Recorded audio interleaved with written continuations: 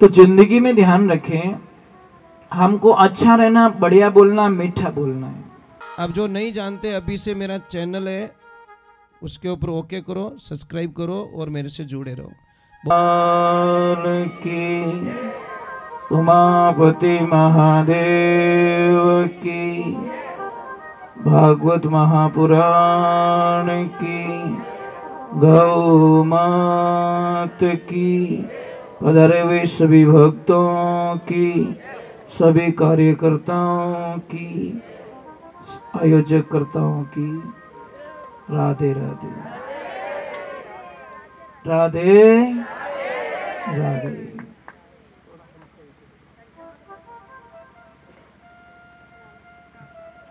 कल हमने भागवत जी को विश्राम दिया था।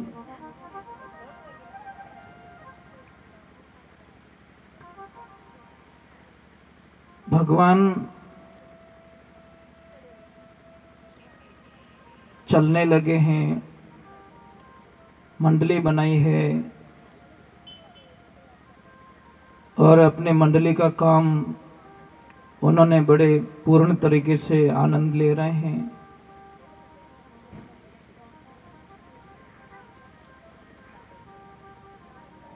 भगवान ने पूतना का वध किया, भगवान ने षटकासुर का वध किया,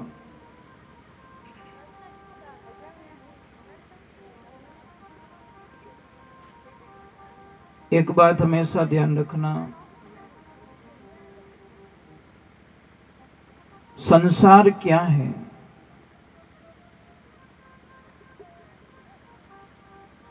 संसार के हमेशा दो शब्द रहते हैं, मतलब प्लस और माइनस।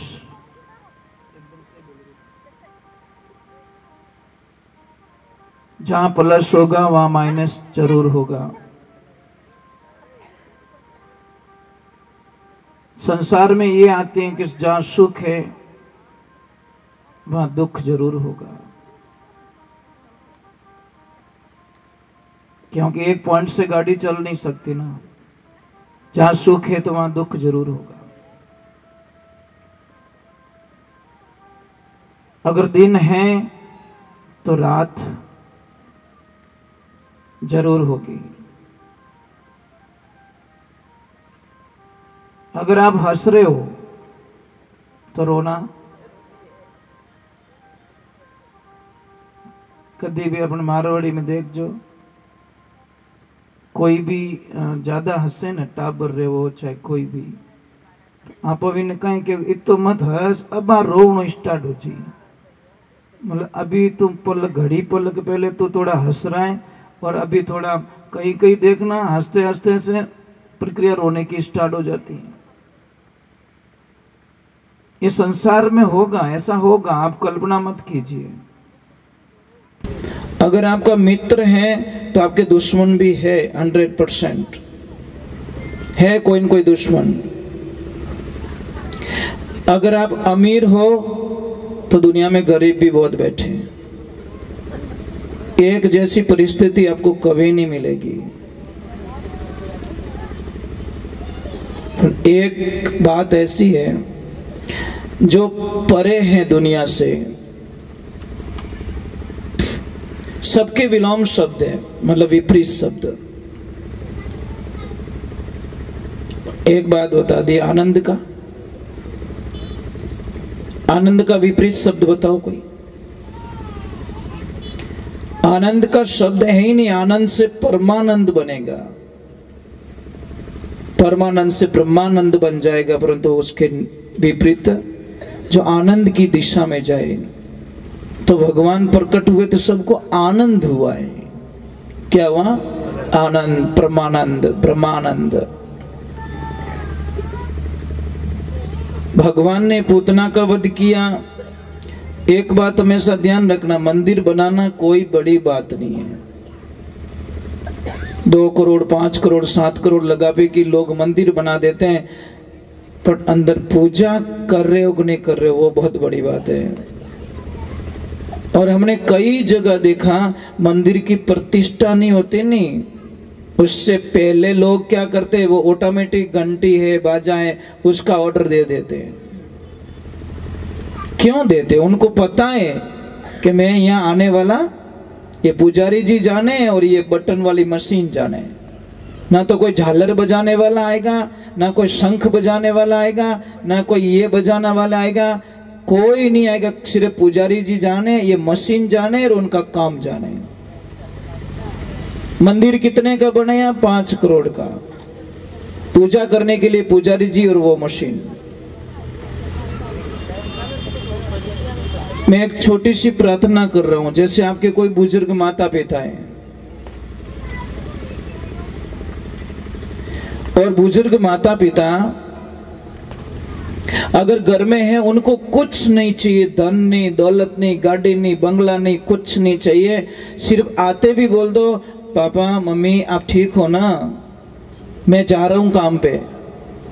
और जाते भी बोल दो, वापस आ रहे हो तो भी बोल दो पापा आप ठीक हो ना, मैं वापस आ गया हूं। बस ये 2 चीज अगर उनको मिल जाए तो वो बोलेंगे मैं दुनिया में सबसे सुखी व्यक्ति हूं, कि आते भी मेरे बच्चे मुझे याद करते हैं और जाते भी याद करते हैं। बस जैसे आप अपने बच्चों का इंतजार करते हो, तो क्या वो याद नहीं करता कि मारो बेटो 5 करोड़ रो बंगला तो बनाई दे गयो, पण पाछो आयो ज कोनी, इन बंगला में कहीं करूं मैं। बस एक वॉचमैन खड़ा कर दिया बाहर, तुम जानो बंगले में घुट घुट के मरो। और मैंने आज कई लोगों को देखा है कि बहुत बड़ी बिल्डिंग बनाई हुई है, पर जो आनंद आप कट्ठी जाओ, जो आनंद प्रकृति में होता है, रोकड़ारी छाया में रेवे, ये तो आनंद दुनिया में कट्ठे मिली ज को नहीं। आप जाओ कहीं पे बहुत सारे टेंट लगा देते लोग, व्यवस्था कर लेते, पर आपने दिखी रूकड़ो बटे जान विचार अरे यार थोड़ी देर अट बैठो बस। जबकि घर में सारी व्यवस्थाएं, करोड़ों का सिस्टम लगा हुआ है, पर जो नेचुरली होता है ना, आज हमने मनुष्य का सबसे बड़ा दुश्मन बन चुका है। प्रकृति का विनाश कर रहे हैं हम लोग, पेड़ पौधे काटे जा रहे हैं, जमीन में गड्ढे गड्ढे किए जा रहे हैं, सिर्फ अपनी सुविधाओं के लिए। पहले क्या था? हरे भरे जंगल, बहती हुई कलकल नदियां, झरने, कितना आनंद था। गाय कहां से भूखी नहीं आती, थोड़ी देर घूम के आती तो गाय तृप्त होके आ जाती। आज गाय नजदीक नजदीक में जाती है तो शायद उसको क्या मिलता? कुछ नहीं मिलता साहब। सबसे ज्यादा नुकसान मनुष्य ने पहुंचाया है प्रकृति को। कितनी पेड़ पौधे काट लिए। आप कभी जल देवता की पूजा करते हो? जल के लिए कभी आह्वान करते हो, यज्ञ करते हो कि नहीं जल नहीं होगा तो कल नहीं होगा?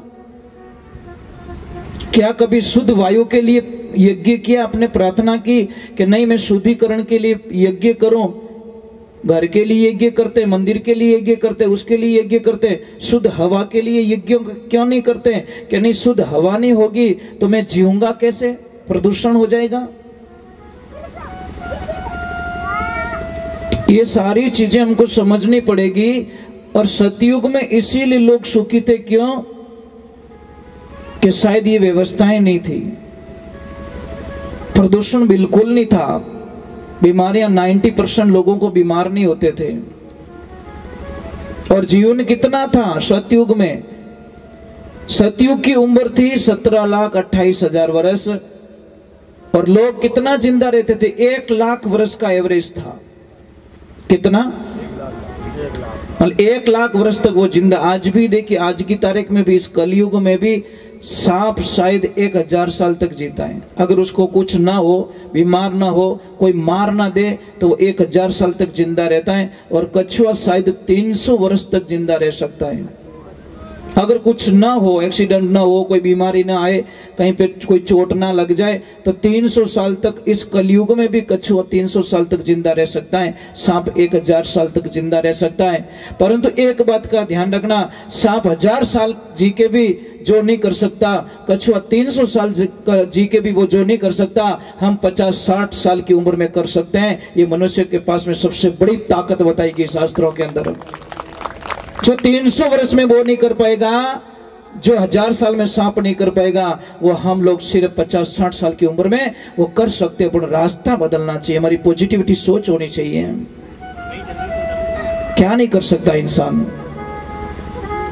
तो सतयुग में उम्र 1 लाख वर्ष की, उम्र भी बहुत थी, 17,28,000 वर्ष। उसके बाद में घट गया थोड़ा, त्रेता आ गया। और त्रेता में कितनी उम्र हो गई? 10,000 साल की। 1 जीरो हट गया, कुल मिला के लाख से 1 जीरो निकल गया।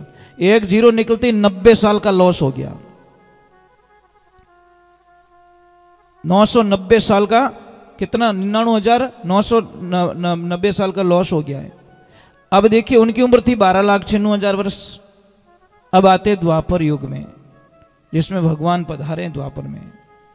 द्वापर का अंत था और कलयुग का आवागमन था। उस संधि काल के अंदर भगवान का आगमन हुआ है।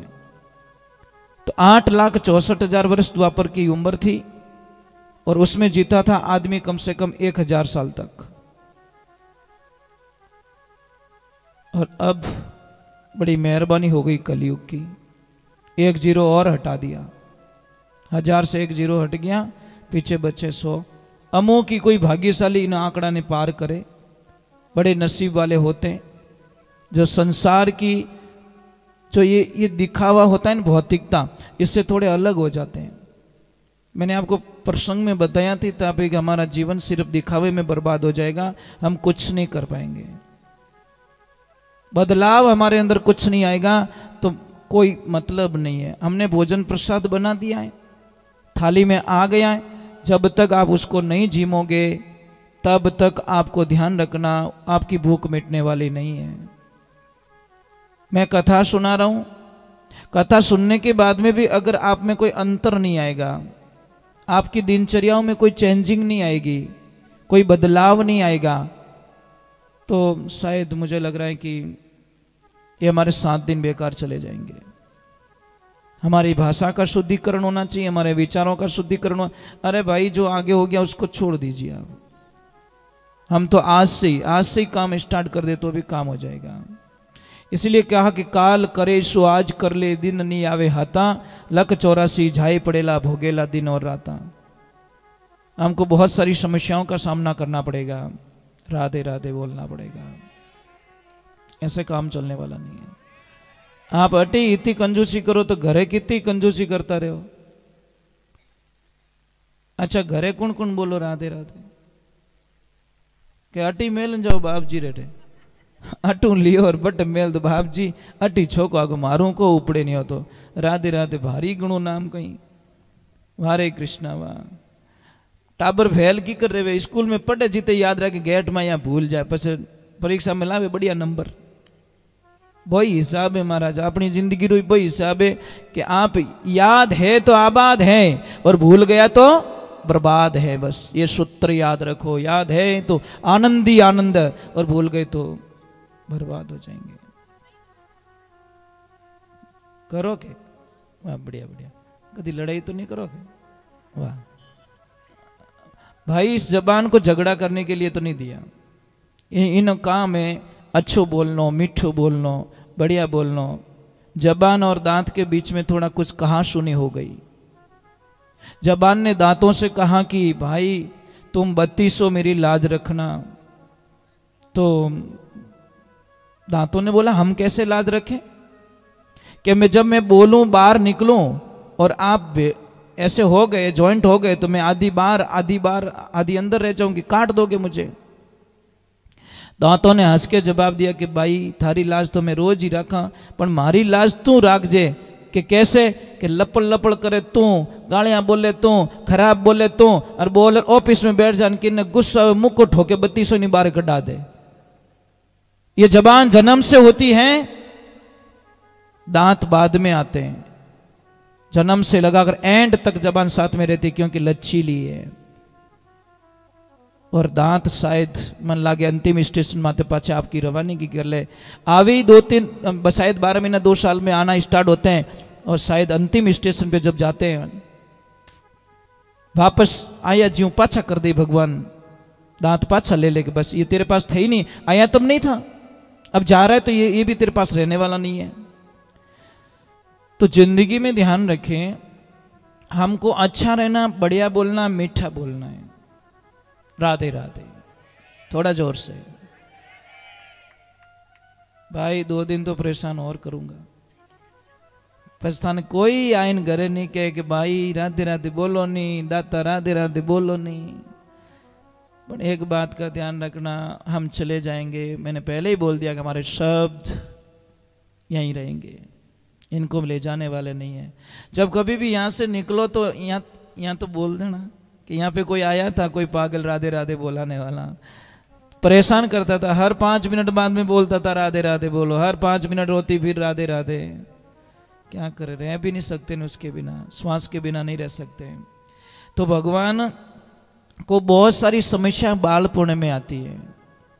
आप क्या सोचते हो कि आप में ही समस्या है? अरे जब हम भगवान के कथन पढ़ेंगे ना, तो आपकी समस्या तो 1% उनके सामने नहीं लगेगी। कितनी मुसीबत में उन्होंने जीवन जिया, जन्मते ही उनको अपने माँ बाप का साथ छोड़ना पड़ा। इन्नो मोटो दुर्भाग्य कहीं वे सके महाराज। एक तरफ हम भागवत सुनते हैं, फिर हमारे दुख का रोना रोते हैं, तो बहुत बड़ा कष्ट होता महाराज। जन्मते ही मेरे प्रभु को शायद दूध तक नहीं मिला, और उसी टाइम में मेरे प्रभु को अपने माता पिता को छोड़ के दूसरी जगह जाना पड़ा। ये तो दुख तो आपा में नहीं पड़ियो, इतना कष्ट तो नहीं पड़ा हमारे में, फिर किस बात का रोना। और बटी कटे शांति भाई, वहां पे भी कहां शांति है, रास्ते में भी बड़ी मुश्किल से रास्ता मिलता है, अंधेरी रात होती है, फिर जाते हैं भगवान, वहां पे भी कहां शांति है। पुतना चली जाती है मारने के लिए, सटकासुर चला जाता है मारने के लिए, कितने कितने राक्षसों को बालपने में भगवान ने भेज दिया मारने के लिए। आप सोचते हो भगवान का जीवन बहुत अच्छा रहा होगा? भगवान श्री राम के जीवन को देख लो, कितना कष्ट। पिताजी को यह भी नहीं बोल पाए कि पिताजी मुझे वनवास क्यों दे रहे हो, कुछ नहीं बोला, सिर्फ इतना बोला ये मेरे पिताश्री का वचन है, बस निकल गए वन को। हरे कृष्णा वाह। अब भगवान ने अपने जीवन को जी के बताया, हमारे को खाली पाखर फॉर्मलिटीज करके नहीं बताई, जीवन जी के बताया। देखो मैं अंश अवतार होते हुए भी, भगवान का अंश होते हुए भी, मेरे में भी। इसीलिए किसी ने लिखा समय का खेल निराला, भाई समय का खेल निराला, समय के आगे झुकना पड़े, चाहे कितना बड़ा बलवाना, झुकना पड़ेगा। कभी फीलिंग मत करो, दुख आए तो भी प्रभु का प्रसाद। और भगवान को एक देखा, कृष्ण को आप देखते होंगे, कृष्ण लीला देखते होंगे या कुछ भी टीवी पे, आप हमेशा देखिए वो मुस्कुराते रहते हैं। बस सबसे उनका मेन पॉइंट्स देखिए, इतनी मुसीबत फिर भी मुस्कुरा रहे हैं। मीरा बहन तो यहां तक लिख दिया, हरि सोहनी सूरते मोहनी मूर्णते गुगर वर्णा केस। वाह भगवान, क्या लीलाएं तेरी, बस तेरे बिना नहीं रह सकती। सोहनी सूरत मोहनी मूरत गुगर वर्णा केश। के भाई मीरा गिरधर नागर, तू मिलियो कर नटवर रो वेश। घड़ी नी आवड़ी रेश, मारा कृष्ण कन्हैया तू जाई वस्यो प्रदेश। मारे भगवान वाह। तो महाराज वहां से समस्याएं थोड़ी ज्यादा हो जाती है, तो कई बार क्या करते लोग, थोड़ा जगह चेंज कर देते हैं कि चलो यार यहाँ रोज रोज की परेशानी है, ये मेरे से मानता नहीं है, ये मुझे परेशान करता है, छोड़ो राड करता बाढ़ बढ़िया, थोड़ी जगह चेंज कर लेते हैं। तो देखिए कोई पति पत्नी बड़े आराम से रह रहे हैं, माँ घर पे रह रही है। रविवार का दिन था, माँ को बोला कि माँ आज हम थोड़ा हमारे दोस्तों के साथ में एंजॉयमेंट करने के लिए जा रहे हैं, एक काम करना, तो थोड़ा भोजन प्रसाद बना के खुद ही जिम लेना। माँ बोली बेटा मुझे गैस का चूल्हा चालू करना भी नहीं आता, मैं कैसे रोटी बनाऊंगी, कैसे करूंगी। तो उनकी जो बेटे की बहू थी वो बोली माँ देखो माँ ऐसे परेशान मत करो, एक काम करना सामने मंदिर है ना वहाँ भंडारा चालू है, उस भंडारे पे जाके जिम लेना, वहाँ पे जिम लेना। जब हम वापस आ गए तो माँ क्या बोली, देखो कितनी भोली होती माँ। माँ बोली कि बेटा तुम जो दोस्तों के साथ में एंजॉय करने के लिए जा रहे हो ना, एक काम कर जो आधा किलो मारी लेता आओ जो। तो उनको क्या पता, उन्होंने सोचा कोई फल फ्रूट है या कोई खाना होगा, उनको क्या मतलब मौज मस्ती करने के लिए जा रहे हैं। ये सारी बातें मतलब वो उनका जो पोता था ना वो सुन रहा बड़े ध्यान से। कार निकाली, बैठे अंदर, और जैसे आधे रास्ते गए वो पीछे से बच्चा बोला कि पापा मैं एक बात बोलूं। कि बोलो बेटा। मैं बड़ा हूंगा बहुत पैसे कमाऊंगा। पापा बोले बहुत बहुत धन्यवाद बेटा, बहुत बड़ा प्लान है तेरा। पापा मैं एक बहुत बड़ा बंगला भी बनाऊंगा। क्या बात कर रहा तू, बंगला बनाएगा? हाँ पापा मैं बंगला बनाऊंगा, परंतु पापा मैं बनाऊंगा कहाँ ये तो पूछ लो कि कहाँ बनाएगा बेटा। कि मैं एकदम मंदिर के सामने। कि क्यों बेटा?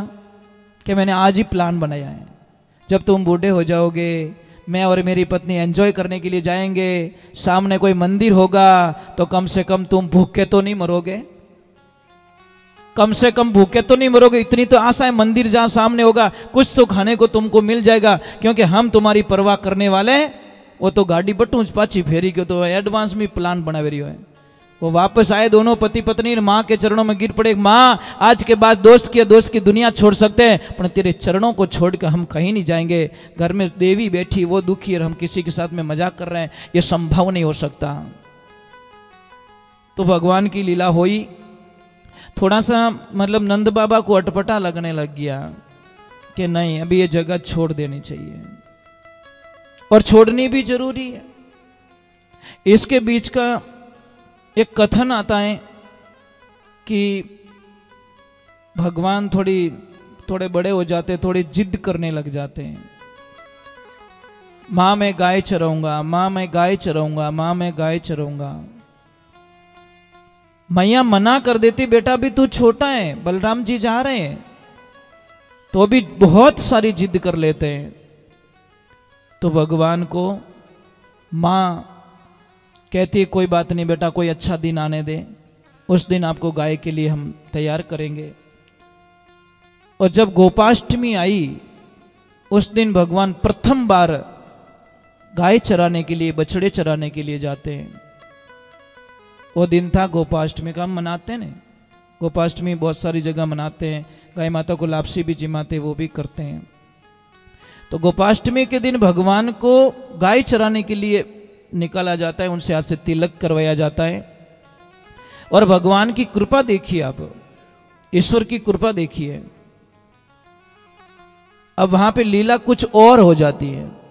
जब बछड़ों को चराने के, थोड़ी कम आवाज रखो, कम आवाज, थोड़ी कम आवाज रखिए। तो देखिए भगवान की लीला देखिए। वहां पे गए, भगवान ने एक दिन सारे मित्रों को बोला कि देखो भाई ऐसे काम चलने वाला नहीं है, आप एक काम कीजिए, कल हम एक कुछ पर्सनल प्रसाद का विवरण करते हैं। हमारी सबकी प्रसाद, सब अपने अपने घर से प्रसाद लाओगे और मैं सबके घर का खाऊंगा। महाराज भगवान की लीला देखिए। अब सारों ने तो हाँ बोल दिया। एक मित्र था बहुत गरीब बेचारा, खाने के लिए कुछ भी नहीं। उसने बोला कृष्ण मेरे घर पे कुछ भी नहीं है, तो कुछ भी लेके आ, परंतु लेके आओ। महाराज वो गया बेचारा, माँ के पास में जाके बोला माँ, वो कभी नहीं मांगता किसी से, वो हमेशा लाता है, सबको खिला देता है, लाता है सबको खिला देता है। पर आज उसने अपने दिल की बात बोली है कि मुझे खाना है तो कुछ दो माँ। माँ ने बोला बेटा एक दाना नहीं है घर पे, मैं क्या खिलाऊं। इधर देखा तो कल परसों की छाछ पड़ी थी छोटे से कुल्हड़ में। बोला बेटा ये ले जा। अब वो लेके तो आ जाता, अपने मन में घृणा हो जाती है, मैं उसको कैसे खिलाऊंगा, नहीं ले जाऊंगा तो भी डांटेगा, खिलाऊंगा तो 2-3 दिन पहले की एकदम खट्टी छाछ है, मैं कैसे खिलाऊं उसको। भगवान की लीला होती है, वो एक पेड़ के पीछे आके खड़ा हो जाता है और बोला वो सबका खा लेगा तो पेट भर लेगा, मेरे को परेशान नहीं करेगा। पर भगवान को तो उसका खाना था। बोले रुको रुको मैं ढूंढ के लाता हूं। जैसे ही वो गया तो देखा कृष्ण आ रहे हैं, वो कुछ न कुछ खा लेगा। तो उन्होंने आव देखा ना ताव देखा, अपने मुंह में छाछ को उड़ेल दी। अब उड़ेल दी तो पूरी पी नहीं पे, तो मुंह भुला के खड़ा हो गया। अब वो बोल पा नहीं, अरे लाया नहीं, वो कुछ नहीं, वो इशारा कर रहा है ऐसा वैसा। भगवान बोले पक्की चोरी की है तूने। भगवान ने कुछ नहीं देखा, ऐसे दोनों हाथ करके ऐसे लगाया ना जोर से, क्योंकि मुंह तो पैक था, जोर से लगा कि लॉक खुल गया। और जैसे ही लॉक खुला तो वो छाछ कहां गई, भगवान के मुंह पे। और जैसे ही भगवान के मुंह पे गई, बोले वाह वाह वाह वाह, क्या आनंद आया, क्या प्रसाद लेके घूम रहा है, चोरी चोरी अकेले खा रहा है। ये सारा दृश्य देख दिया ब्रह्मा जी ने। और ब्रह्मा जी को घृणा हो गई कि ये भगवान नहीं हो सकता, ये भगवान हो ही नहीं सकता। मैंने तो भगवान के दर्शन अलग रूप में किए थे, लगता तो वैसा ही है, पर ये नहीं हो सकता, ये भगवान नहीं है।